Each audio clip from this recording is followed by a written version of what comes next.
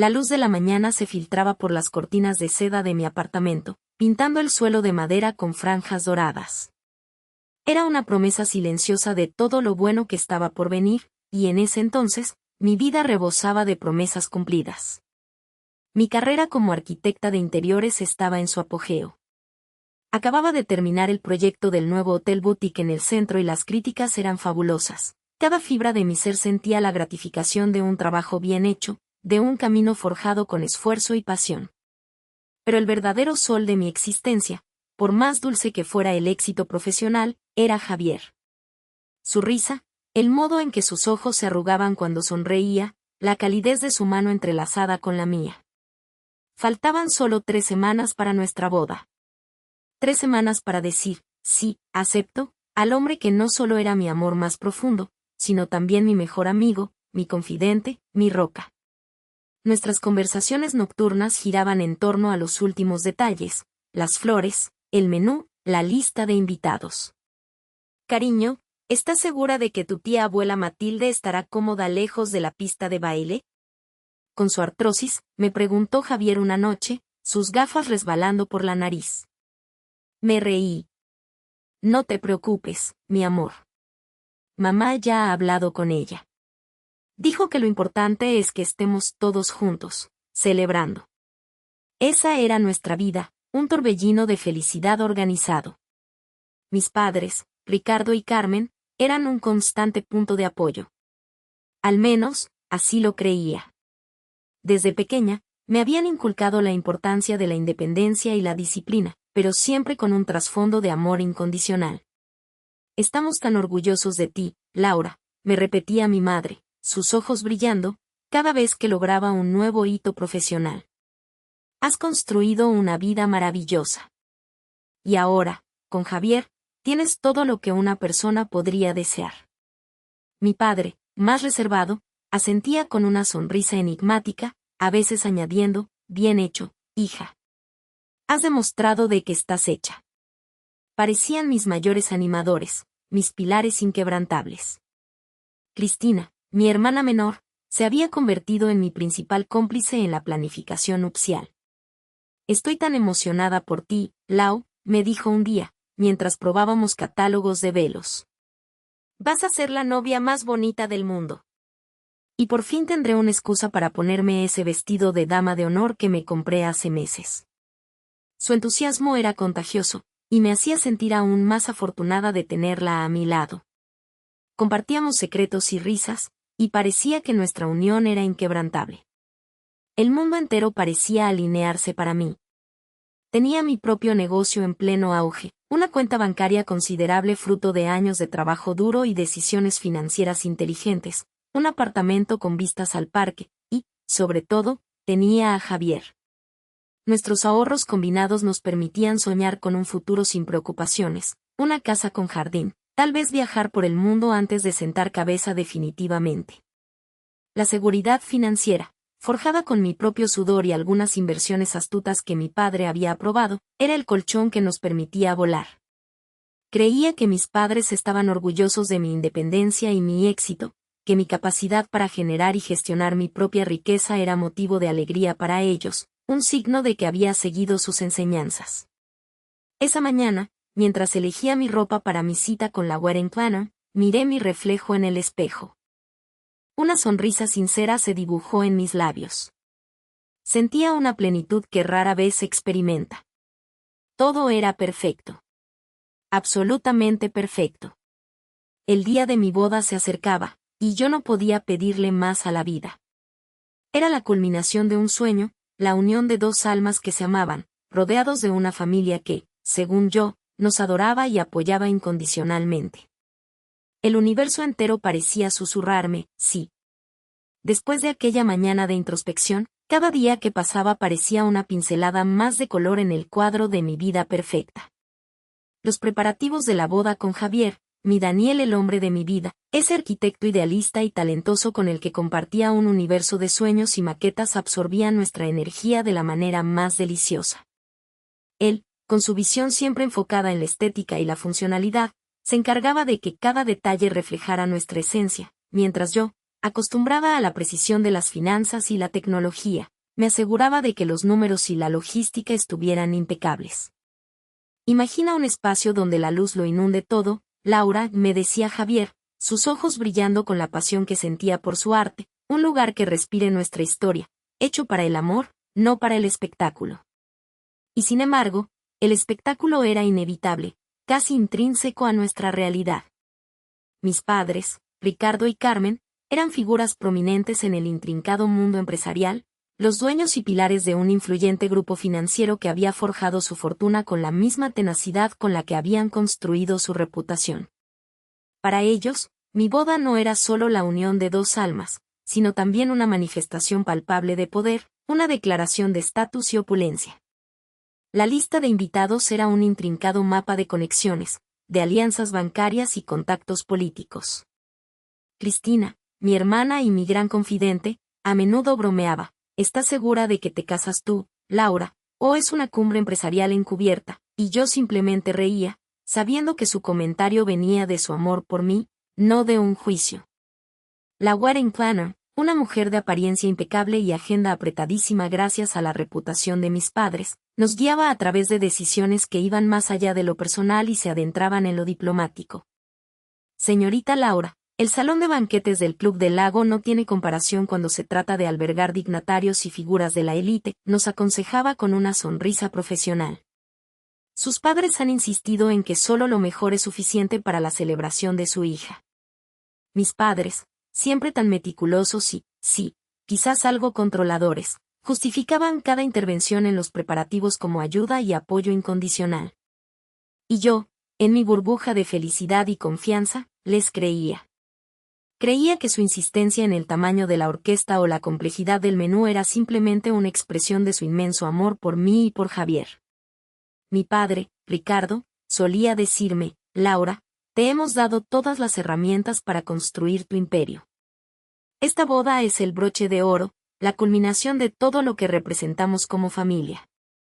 Y mi madre, Carmen, tan elegante y reservada como siempre, solo asentía con su sonrisa enigmática, añadiendo: es un día para recordar, hija. Una celebración para honrar nuestro legado. Esa era mi verdad en aquel entonces, la convicción profunda de que, aunque mis padres ejercieran un control sutil sobre cada aspecto de nuestras vidas, su apoyo a mi felicidad, a mi independencia y a mi relación con Javier era absoluto, inquebrantable. Con mi exitoso negocio de tecnología financiera en ascenso, mis ahorros significativos y la promesa de un futuro brillante junto a Javier, me sentía intocable. El día de mi boda no sería solo el inicio de nuestra vida juntos, sería la consagración de mi éxito y la unión de dos familias, aparentemente, bajo la bandera de un amor incondicional. Los días previos a la boda fueron un torbellino de preparativos. Mi mente, aunque feliz, estaba exhausta, dividida entre los detalles nupciales y mi próspero negocio. Fue en ese frenesí, apenas una semana antes del gran día, cuando Ricardo me interrumpió en mi despacho. Entró con su habitual autoridad tranquila, portando una pila de documentos elegantemente encuadernados. Laura, tenemos unos pocos asuntos finales que resolver. Pura formalidad, dijo con una sonrisa tranquilizadora, posando el fajo. Estos son los últimos documentos vitales para la transferencia de activos y la protección de nuestro patrimonio familiar. Una burocracia prematrimonial compleja para asegurar que tu imperio nazca sobre bases sólidas, sin posibles complicaciones futuras. Mi confianza en Ricardo era ciega. Como mi mentor financiero, siempre había manejado estos asuntos. Mi mirada se detuvo brevemente en un encabezado: acuerdo de dependencia económica y cláusulas de revocación total, con subtexto sobre consolidación de la fortuna familiar. Sentí una punzada de inquietud, pero la desestimé. Mis padres siempre lo tenían todo bajo control. Además, mi propia empresa, FinTech Solutions, prosperaba. ¿Dependencia? Era absurdo. Agotada y abrumada por los preparativos de la boda, con mi mente ya en la vida con Javier, tomé el bolígrafo. Pasé las páginas marcadas con post-its, mi vista apenas registrando las palabras de la letra pequeña. Una firma tras otra, mi nombre se estampó docenas de veces, cada rúbrica sellando un destino que entonces ni siquiera podía vislumbrar. Perfecto, hija. Todo en orden, dijo Ricardo, recogiendo los documentos con una satisfacción que ahora me hiela la sangre. Ahora sí, concéntrate en ser la novia más feliz del mundo. Ingenua yo, le creí. Ese momento, creí, era el cierre de un trámite. En verdad, acababa de firmar mi sentencia. El 14 de agosto, el día de mi boda, amaneció radiante. La ceremonia fue perfecta. Mis padres observaban con sonrisas que creí de orgullo. El banquete era un éxtasis de risas, brindis y bailes. Javier y yo estábamos en el centro de nuestra propia burbuja de felicidad. Alrededor de las 8 de la noche, mi móvil vibró. 1, 2, 3 notificaciones bancarias. Alerta de transacción fallida, fondos insuficientes, congelamiento de cuenta.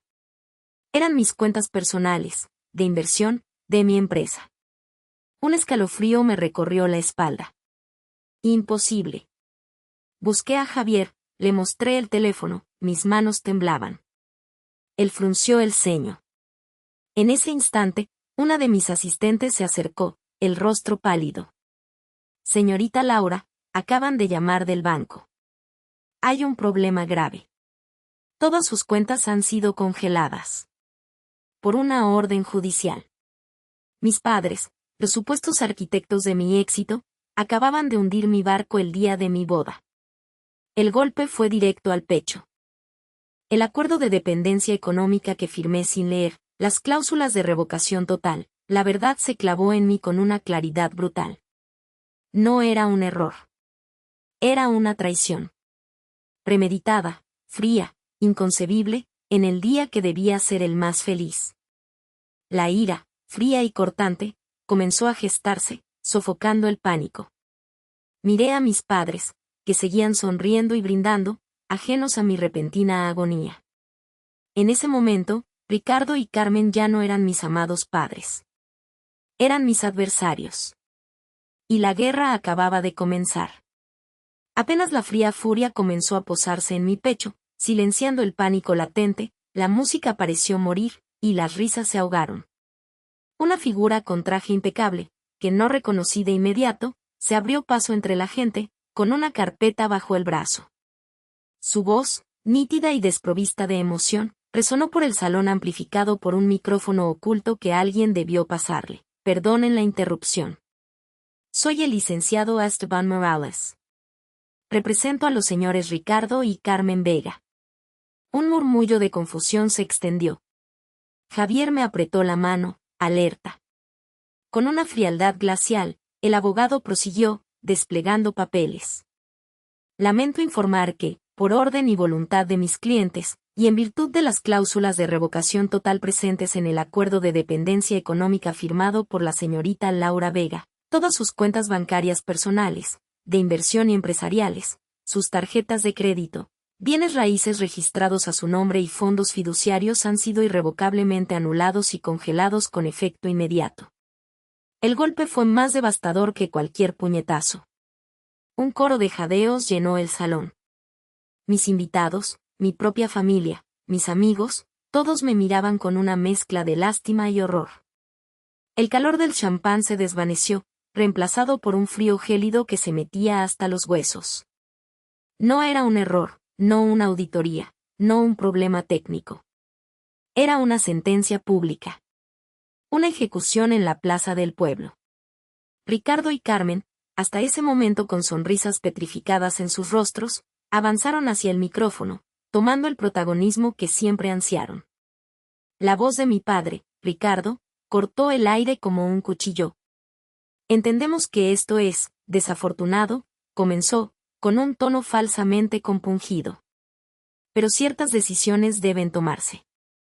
Hemos determinado que, por el incumplimiento de Laura de sus responsabilidades y expectativas familiares, y por la clara falta de idoneidad de su elección de pareja, su mirada se posó con desprecio en Javier, no podemos permitir que la fortuna familiar sea comprometida. Javier no es digno de nuestra hija, ni de lo que ella representa en nuestra vida ni en el futuro que habíamos planeado para ella. Mi madre, Carmen, Añadió con una inflexión de asco mal disimulado, Laura ha fallado. Y esta es la consecuencia. En ese momento, mi sangre dejó de fluir. Convertida en hielo, mis extremidades se negaban a obedecerme. La humillación era tangible, una niebla densa que me asfixiaba. No solo habían destrozado mi futuro financiero, sino que habían arrancado mi dignidad ante los ojos de todos los que amaba, y de aquellos a los que deseaba impresionar. Querían verme arrodillada, rota. Querían que Javier se marchara, avergonzado. Pero algo en mí, en lo más profundo de mi ser, se negó a romperse. La vergüenza dio paso a una furia helada, pura y cristalina. Ya no había lágrimas. Solo una promesa sin voz. Miré a Javier, que apretaba mi mano con una fuerza reconfortante, sus ojos llenos de una inquebrantable lealtad. Luego, dirigí mi mirada a mis padres. Sus sonrisas de triunfo, sus ojos llenos de superioridad, fueron el combustible. En ese instante, supe que no solo los vería caer, sino que yo misma encendería la llama que consumiría todo lo que para ellos era sagrado. La venganza ya no era una idea. Era una certeza. Mi destino. Sus sonrisas de triunfo, sus ojos llenos de superioridad, fueron el combustible. En ese instante, supe que no solo los vería caer, sino que yo misma encendería la llama que consumiría todo lo que para ellos era sagrado. La venganza ya no era una idea. Era una certeza. Mi destino. El silencio que siguió a las últimas palabras de mi madre fue ensordecedor, roto solo por el susurro creciente de los invitados. No eran murmullos de compasión, sino de escándalo puro, de regocijo sutil ante el drama ajeno. Los teléfonos móviles se alzaron en todas direcciones, grabando el circo vergonzoso en el que se había convertido el día más importante de mi vida. Las luces de los flashes se multiplicaron, no de fotógrafos contratados, sino de curiosos ávidos de una historia. Disculpen la interrupción, la voz perfectamente impostada de mi padre resonó de nuevo por los altavoces, esta vez con un matiz de solemnidad forzada. Ha habido un lamentable malentendido. La familia debe reevaluar ciertas decisiones. El evento, tristemente, no continuará. Les agradecemos su comprensión. Un murmullo de incredulidad recorrió el salón. Ricardo, con una frialdad calculada, dio la señal. De repente, camareros empezaron a retirar los adornos, las flores, incluso la tarta nupcial que se alzaba majestuosa hasta hacía un instante. Era un desalojo metódico, cruel, diseñado para humillarnos hasta el último segundo. Los primeros invitados de la alta sociedad, aquellos que valoraban su reputación por encima de todo, comenzaron a deslizarse hacia las salidas, evitando mi mirada, haciendo como si la escena no existiera. Otros, con una descarada curiosidad, se quedaron un poco más, engullendo cada detalle. Mi hermana, Cristina, se había desvanecido. Probablemente con la misma velocidad que su lealtad. Javier apretó mi mano de nuevo. Su agarre era lo único real, lo único que me anclaba. Sentí su calor, su inquebrantable apoyo. Las lágrimas que una vez amenazaron con ahogarme se habían secado, reemplazadas por una claridad gélida. Tenía que moverme. Tenía que actuar. Arrastré a Javier fuera del salón principal, sin mirar atrás, el vestido de novia convirtiéndose en un sudario de vergüenza. Nos refugiamos en un pequeño antecámara, un lugar donde la luz era tenue y el eco de los murmullos se amortiguaba. Saqué mi teléfono, mis dedos temblaban apenas. Tenía que ser un error, una cruel broma. Abrí la aplicación de mi banco. 0. Saldo 0 en mi cuenta principal. Intenté acceder a la de ahorros. 0. Cuenta de inversión. 0. Mis tarjetas de crédito, todas declinadas. La respiración se me enganchó en la garganta. No era solo la asignación de mis padres, no era solo una parte. Habían congelado todo.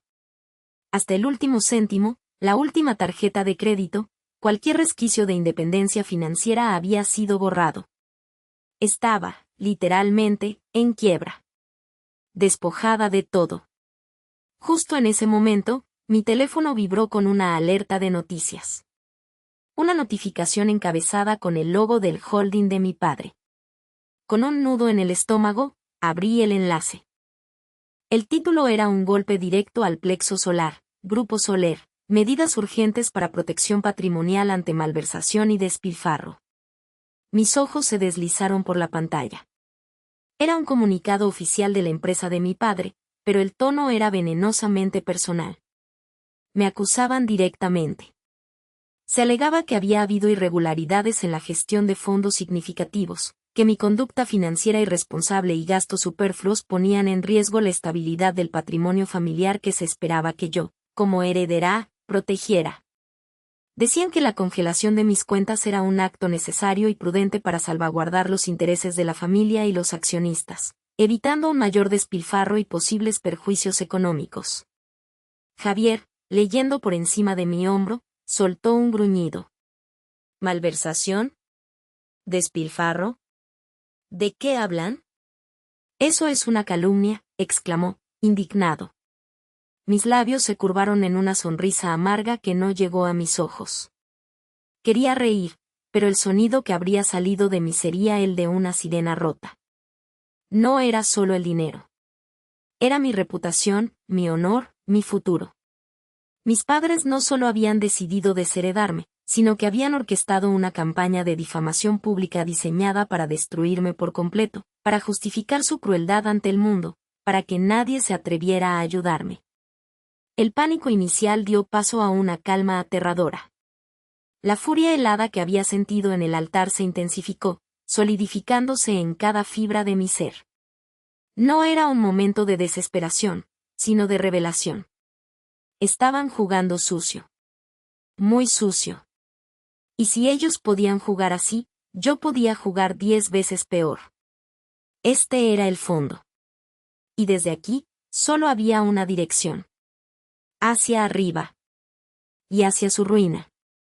Al día siguiente, el sol se asomó por la ventana, pero su luz no traía calidez, solo una claridad brutal a la resaca de la humillación. El silencio en el apartamento era pesado, casi asfixiante, roto solo por el murmullo de Daniel intentando hacerme desayunar algo. Mi cuerpo estaba presente, pero mi mente seguía en el altar, repitiendo una y otra vez las palabras de la carta, los flashes de los fotógrafos, las caras de mis padres. El golpe en la puerta fue predecible, pero aún así me sobresaltó. No era suave, era el golpe conciso y autoritario de la ley. Daniel me miró, sus ojos reflejando la misma angustia que sentía yo. Abrió. Frente a nosotros, un par de rostros serios con uniformes y detrás de ellos, una figura con una carpeta. El oficial no perdió el tiempo con preámbulos. Sus palabras fueron como puñaladas frías y afiladas. Señora Laura, tenemos una orden judicial de desalojo inmediata. Esta propiedad ha sido recuperada por sus verdaderos propietarios y debe ser desocupada de inmediato. Sentí como si el aire abandonara mis pulmones. ¿Verdaderos propietarios? ¿Qué demonios? El apartamento, el lugar que llamaba hogar durante años, el que mis padres siempre me dijeron que era mi propiedad, resultado de una inversión temprana y un regalo por mi buen juicio financiero, ahora era una mentira más, un cebo en su trampa predatoria. Era parte de su enrevesado plan, un movimiento bajo la manga que no había visto venir, una capa más de su sádico juego. Pero esto es mío, logré articular, mi voz apenas un susurro rasposo. Mis padres me lo asignaron. Tengo papeles. El oficial suspiró, inmutable. Los papeles, señora, indican que usted es una mera ocupante. El título de propiedad nunca fue transferido a su nombre. Pertenece a la empresa familiar. La empresa. La misma que decían que yo despilfarraba. La misma que ahora me estaba arrojando a la calle. Era una humillación pública y personal, una tortura calculada. Daniel me tomó la mano, apretándola con fuerza. No hay nada que hacer, Laura, susurró, la desesperación tiñendo su voz. En cuestión de minutos, nos vieron empacar lo poco que pudimos, un par de maletas con ropa y artículos esenciales que se encontraron a mano. nos impidieron el acceso a cualquier otra cosa. Mis libros, mis cuadernos de diseño, mis recuerdos más preciados, las fotografías familiares, incluso mi portátil con años de trabajo, todo quedó sellado detrás de la puerta de madera. Eran meros bienes, ahora inalcanzables, rehenes en la fortaleza de su fortuna inexpugnable. El desalojo no era solo de un espacio físico, era un despojo completo de nuestra existencia, de nuestra identidad. Nos habían dejado desnudos ante el mundo. Salimos a la calle como almas errantes, con el sol de mediodía quemando la piel y la vergüenza quemando el alma. El apartamento quedaba detrás de nosotros, una cáscara vacía, y nuestra vida anterior, un recuerdo lejano. No sabíamos a dónde ir. No teníamos un plan B. Habíamos sido tan ingenuos. Justo cuando la realidad de nuestra situación se asentaba, el teléfono de Daniel sonó. La llamada duró solo unos segundos, pero vi cómo el color abandonaba su rostro. Colgó lentamente, sus ojos buscaron los míos, cargados de una nueva capa de dolor. Me han despedido, dijo, su voz hueca. Mi jefe dijo que era, bajo presión de una figura influyente en el sector. Que lamentaba mucho, pero mi contrato quedaba rescindido con efecto inmediato. Sin compensación, sin referencias. Mi teléfono ya muestra la cuenta inactiva de la empresa. No. Mi garganta se cerró. Mis padres. Sus hilos de influencia, tan largos y oscuros como una sombra. No solo me habían destruido a mí, sino que arrastraban a Daniel consigo. Nos habían quitado el dinero, el hogar, la reputación y ahora, también el sustento directo de mi esposo. Nos habían despojado de todo, hasta del mínimo rastro de estabilidad. Nos quedamos parados en la acera, bajo el sol implacable, observando cómo la puerta de lo que fue nuestro hogar se cerraba de golpe, sellando también nuestro pasado. Mis pies dolían, mi cabeza palpitaba, y mi estómago se retorcía de un hambre que no era solo física. Era el hambre de justicia, pero ahora estaba envuelta en una manta de desesperación. Éramos dos almas abandonadas, con menos bienes de los que habíamos llegado a este mundo, y un futuro que parecía una pizarra en blanco, pero una pizarra oscura, infinita y sin esperanza. La furia helada de ayer había sido derretida por la cruda realidad del desalojo y la pérdida. Ya no sentía la fuerza de la venganza, solo el vacío de la derrota absoluta. Estábamos en la calle, y sentía que el mundo entero se encogía a nuestro alrededor, dejándonos sin lugar a dónde ir, sin nada a que aferrarnos. Esto no era el fondo. Esto era más allá del fondo. Esto era el abismo. Nos arrastramos, casi literalmente, bajo el sol abrasador. Mi teléfono, inútil, solo servía de espejo para mi rostro demacrado. Sin a dónde ir ni un céntimo, los tacones de mi boda se sentían como anclas. La acera nos venció. Sentada en mi vestido nupcial arrugado, la vergüenza me cubrió como una mortaja. ¿Cómo llegué a ser una mendiga en su propio día de boda? Las horas se arrastraron, sed y hambre insoportables. Daniel, con una pizca de cordura, sugirió llamar a mi prima lejana, Sofía. Ella, ermitaña pero de buen corazón, nos ofreció un sofá en su pequeña vivienda. Explicarle la situación fue humillante, pero su techo fue el único ancla en el abismo de humillación pública. Llegamos a casa de Sofía al anochecer, exhaustos y sucios, nuestros sueños convertidos en harapos. No podíamos vivir de la caridad para siempre. A la mañana siguiente, el estómago encogido de ansiedad, Daniel y yo nos dirigimos al banco. Esperábamos un malentendido, no esto. Nos atendió una asesora con mirada de lástima. S.R.A. Laura, lo lamento mucho, dijo, pero sus cuentas han sido cerradas. Hay un cargo pendiente por un servicio no cancelado a tiempo. Es una cantidad pequeña, simbólica, de apenas unos euros, pero suficiente para el cierre definitivo y notificación de impago. Mis ojos se abrieron con horror. ¿Un impago? ¿Pero de qué? No tengo deudas. Ella solo pudo repetir que la orden venía de arriba, una directriz interna. La verdad fue un golpe demoledor. Mis padres no solo congelaron mi dinero, tramaron con el banco para cerrar mis cuentas con deudas fraudulentas, minúsculas en valor, pero catastróficas en su impacto. Una mancha permanente en mi historial crediticio, una condena silenciosa que aseguraría que ninguna empresa quisiera emplearme. No era un bloqueo financiero, era una anulación total. Estábamos aislados del sistema, sin posibilidad de reconstruir, ahogados en un páramo económico donde la sombra de la deuda nos perseguiría, más allá del abismo inicial. Una venganza fría, calculada, que no buscaba arruinarme, sino borrarme por completo. La revelación en el banco me dejó sin aire, un puñetazo directo al alma. No era solo la bancarrota, era un estratagema para descalificarme por completo, para convertirme en una paria. Volvimos a casa de Sofía con un peso insoportable sobre nuestros hombros. La humillación ya no era solo pública, era palpable en cada mirada, en cada puerta que se cerraba a nuestro paso. Los días siguientes se convirtieron en un infierno. Intentamos buscar cualquier tipo de empleo, por humilde que fuera. Daniel, con su currículum, y yo, dispuesta a empezar de cero. Pero cada entrevista era un fracaso premeditado. Recuerdo una especialmente vívida, la dueña de una pequeña librería, una mujer amable al principio, que de repente cambió su expresión. Lo siento, Laura, dijo con una frialdad calculada, pero he oído cosas. Cuentas, impagos.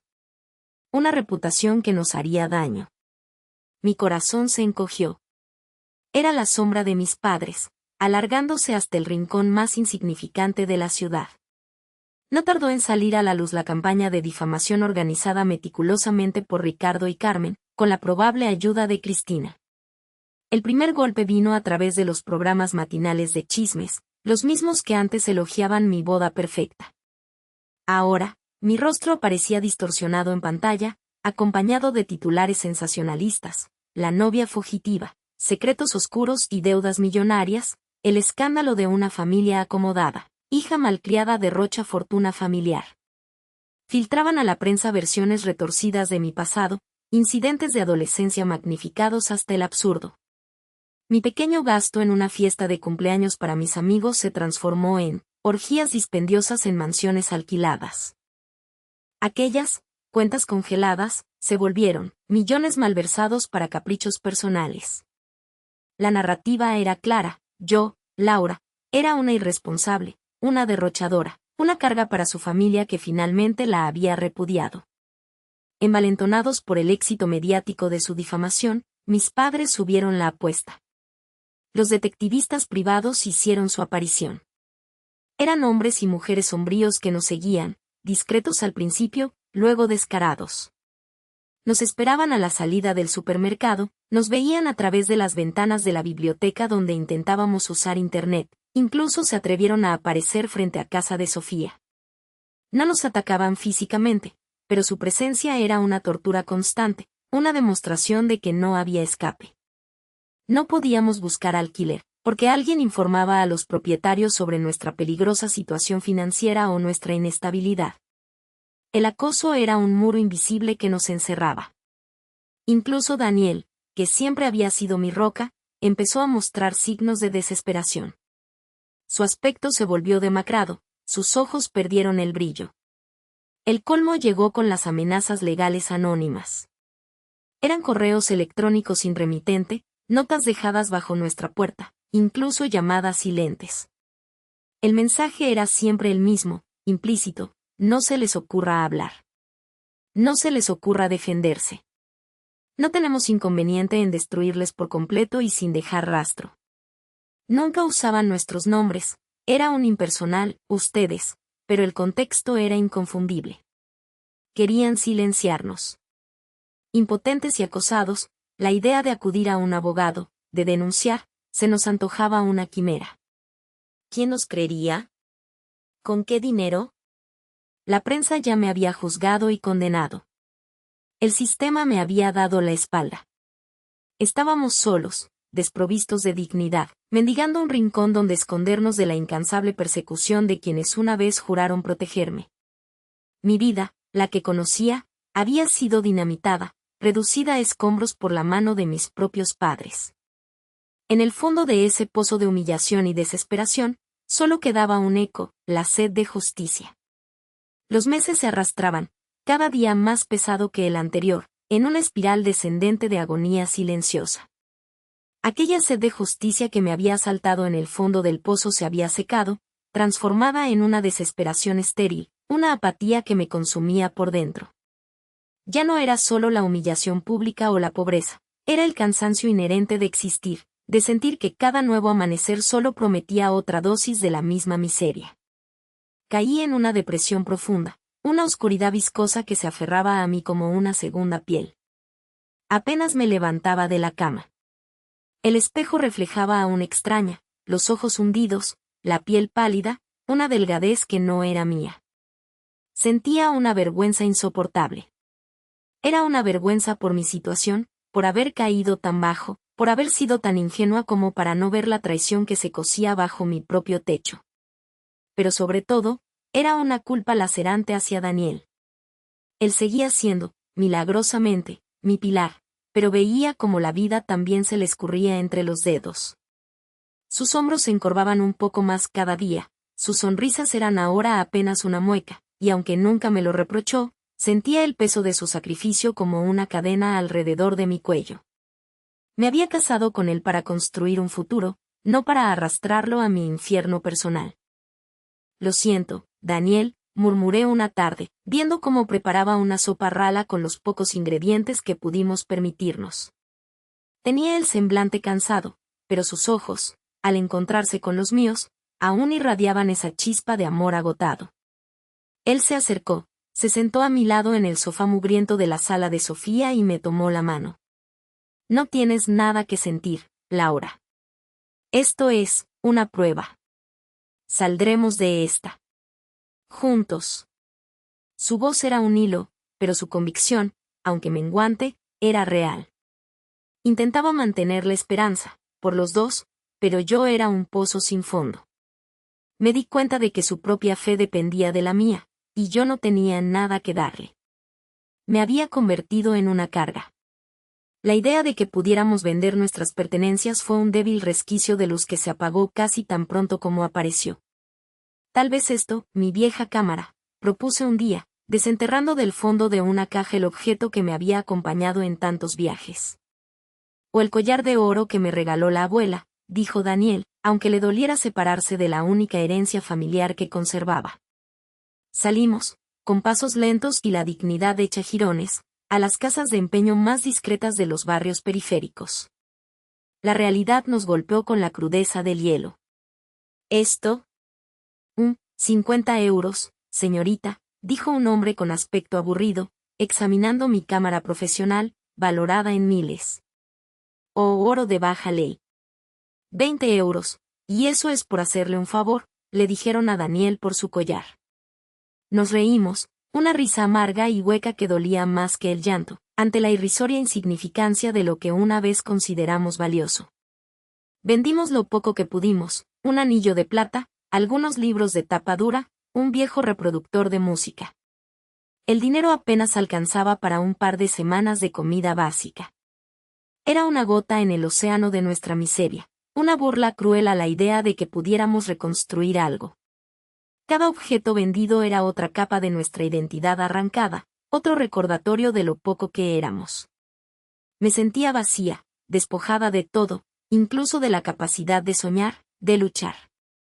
El sistema me había aplastado, y mis padres habían sido los arquitectos de mi caída. No había salida, no había luz.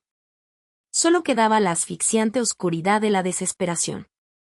Daniel y yo éramos dos náufragos aferrados a un mismo tablón, a la deriva en un mar sin fin, bajo un cielo de juicio y desprecio. Querían que nos ahogáramos lentamente. Y estaban teniendo éxito.